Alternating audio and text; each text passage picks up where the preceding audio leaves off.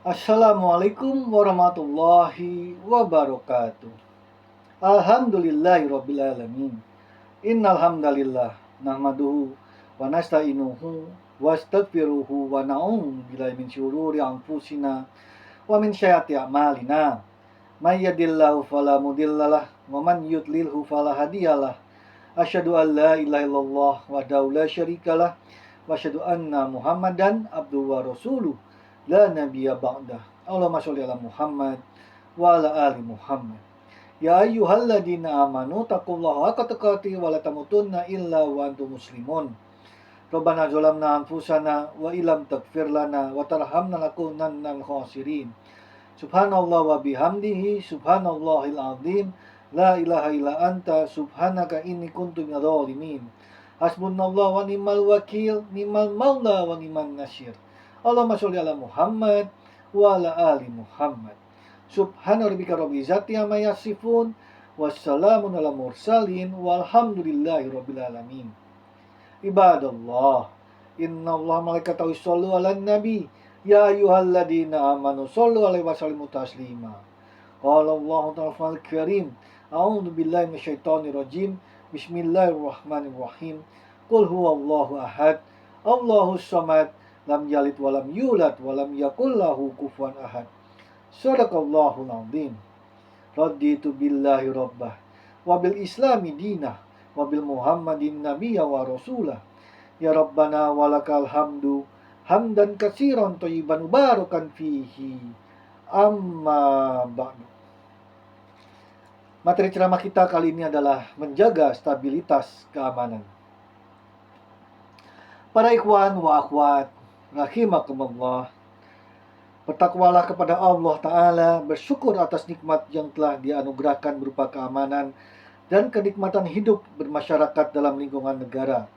Keamanan dan kenyamanan masyarakat dalam suatu negara akan kian terwujud dengan berpegangnya mereka kepada Al-Quran dan Sunnah Rasulullah SAW dan menjadikannya sebagai dasar hukum dalam negara.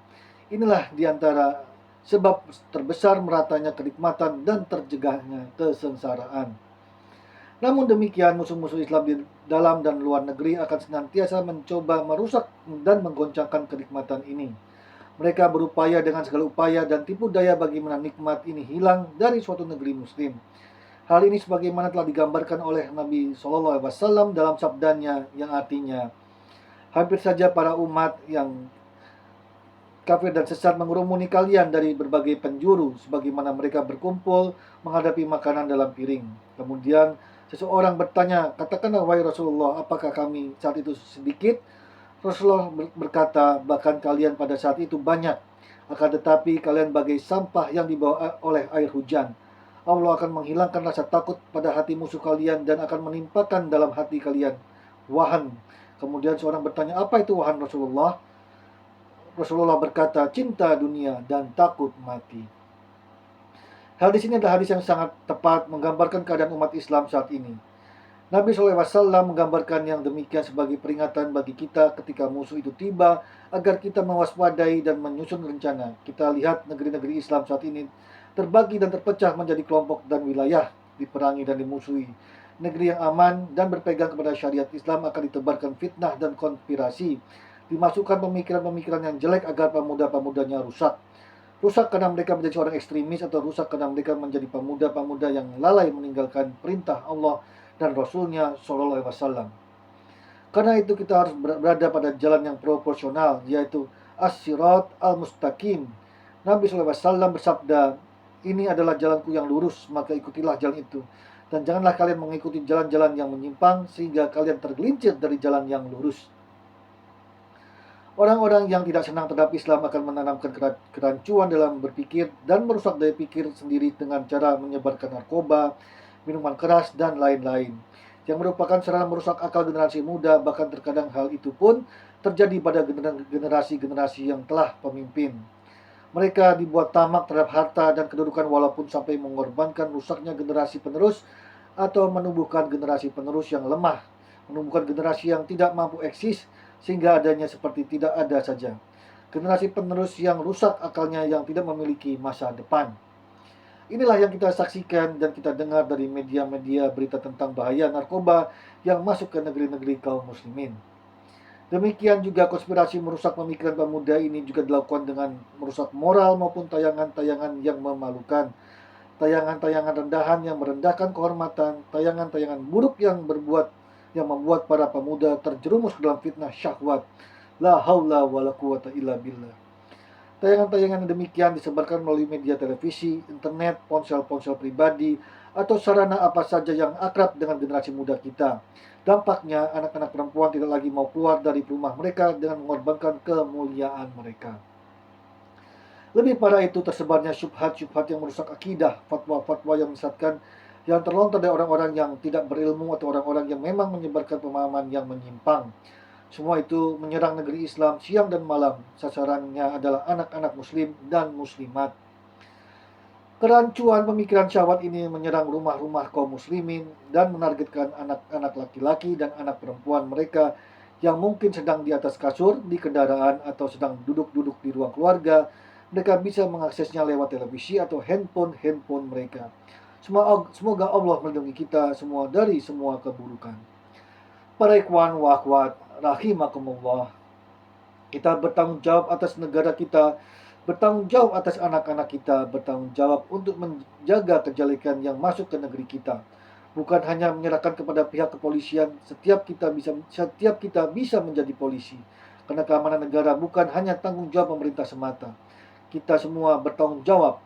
Kita ingat firman Allah yang artinya, dan tolong-menolonglah kamu dalam mengerjakan kebajikan dan takwa, dan jangan tolong-menolong dalam berbuat dosa dan pelanggaran. Dan bertakwalah kamu kepada Allah, sesungguhnya Allah amat berat siksanya. Quran, Surah Al-Ma'idah ayat 2. Kita harus nantiasa siaga dan bersiap untuk menepi semua kebatilan. Jangan hanya diam ketika melihatnya, karena yang demikian juga merupakan kesalahan atau kejelekan yang membahayakan. Kita tidak bisa menjadi beralasan ini adalah urusan pemerintah dan kepolisian. Memang mereka pertama ini adalah tanggung jawab mereka, namun ketika kita juga bisa memiliki andil dan peranan. Karena keamanan adalah keamanan negara kita juga. Ambillah peranan dan bersihkanlah rumah kita dari unsur-unsur penghancur tersebut.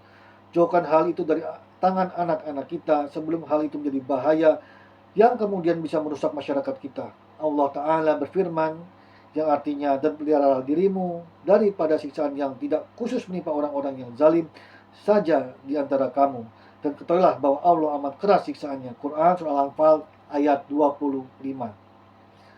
Adapun skala yang lebih besar, maka hal itu kita serahkan kepada pihak pemerintah, sambil kita lakukan apa yang kita mampu untuk menolong pemerintah menjaga negeri ini. Jadi jangan kita katakan ini adalah tanggung jawab pihak pemerintah semata. Kita katakan ini adalah tanggung jawab kita sebagai masyarakat. Nabi SAW bersabda yang artinya, barang siapa di antara kamu melihat kemungkaran, maka hendaklah ia merubah dengan tangannya. Jika tidak mampu, hendaklah ia merubah dengan lisannya. Jika tidak mampu, hendaklah ia merubah dengan hatinya. Dan itulah keimanan yang paling lemah. Hadis riwayat Muslim nomor 49. Bertakwalah kepada Allah, wahai hamba Allah sekalian. Sesungguhnya negeri kita ini menjadi sasaran akan fitnah-fitnah tersebut. Serangan-serangan itu datang bahkan dari orang-orang yang mengklaim menyeru kepada Islam. Mereka sebut Islam moderat. Terkadang juga datang dari tetangga-tetangga kita, dan tidaklah hal itu datang kecuali karena negeri kita memiliki potensi untuk menjadi negeri yang lebih islami. Bertakwalah wahai hamba Allah, waspada dan tetap waspada. Sampaikan keburukan yang kita lihat kepada yang berwenang. Jangan malah kita tutup-tutupi, jangan kita remehkan, karena yang demikian berbahaya dampaknya bagi masyarakat kita. Bertakwalah wahai hamba Allah, jadilah bagian dari pemerintah dan bekerjasamalah dengan pihak kepolisian. Orang-orang biasa bertanya kepada Rasulullah SAW tentang kebaikan, sementara aku biasa bertanya kepada beliau tentang keburukan, karena khawatir jangan-jangan aku terkena keburukan itu. Maka aku bertanya, wahai Rasulullah, dahulu kami dalam masa jahiliyah dan keburukan. Lantas Allah datang dengan membawa kebaikan ini. Maka apakah setelah kebaikan ini akan ada keburukan lagi? Nabi menjawab, ya. Saya bertanya, apakah sesudah keburukan itu akan ada kebaikan lagi? Beliau menjawab, ya, tapi ketika itu sudah ada kabut. Saya bertanya, apakah apa yang Anda maksud dengan kabut itu? Beliau menjawab, adanya sebuah kaum yang memberikan petunjuk dengan selain petunjuk yang aku bawa. engkau kenal mereka, namun pada saat yang sama engkau juga mengingkarinya. Saya bertanya, adakah setelah kebaikan itu akan ada keburukan lagi? Nabi menjawab, ya, yaitu adanya dai-dai yang menyuruh menuju pintu jahanam. Siapa yang memenuhi seruan mereka, niscaya mereka akan menghempaskan orang itu ke dalam jahanam. Aku bertanya, wahai Rasulullah, tolong beritahukanlah kami tentang ciri-ciri mereka. Nabi menjawab, mereka memiliki kulit seperti kulit kita, juga berbicara dengan bahasa kita. Saya bertanya, lantas apa yang Anda perintahkan pada kami ketika kami menemui hari-hari seperti itu? Nabi menjawab, hendaklah kamu selalu bersama jemaah kaum muslimin dan imam atau pemimpin mereka. Aku bertanya, kalau pada waktu itu tidak ada jamaah kaum muslimin dan imam, bagaimana? Nabi menjawab, hendaklah kamu jauhi seluruh firqah atau kelompok-kelompok itu, sehingga sekalipun kamu menggigit akar-akar pohon hingga kematian merenggutmu, dan dalam keadaan kamu tetap seperti itu. Hadis riwayat Al-Bukhari nomor 7084 dan Muslim nomor 1874. Dalam hadis lainnya, hampir saja datang suatu masa di mana kambing menjadi sebaik-baik harta seseorang. Ia gembalakan di pucuk gunung, lalu dia awasi, dia lari dari hikuk-pikuk dengan agamanya. Bertakwalah wahai hamba Allah, sadarilah bahwa kita semua bertanggung jawab di hadapan Allah Subhanahu wa taala tentang bahaya yang terjadi di negeri kita disebabkan karena kita meremehkannya atau lalai darinya. Jangan kita sebut, jangan kita saling melempar tanggung jawab tersebut. Kita semua bertanggung jawab dengan kadar kemampuan masing-masing dan kita akan ditanyakan kelak di sisi Allah Subhanahu wa taala. Allah taala berfirman, dan tolong menolonglah kamu dalam mengerjakan kebaikan dan takwa, dan jangan tolong menolong dalam berbuat dosa dan pelanggaran, dan bertakwalah kamu kepada Allah, sesungguhnya Allah amat berat siksanya. Quran surah Al-Maidah ayat 2. Demikian, syukran, barakallahu walakum fil Qur'anil azim, jazakumullahu katsiran, wabillahi taufiq wal hidayah, ihdinas siratal mustaqim, wallahu muwaffiq ila aqwamit thoriq. Wassalamualaikum warahmatullahi wabarakatuh.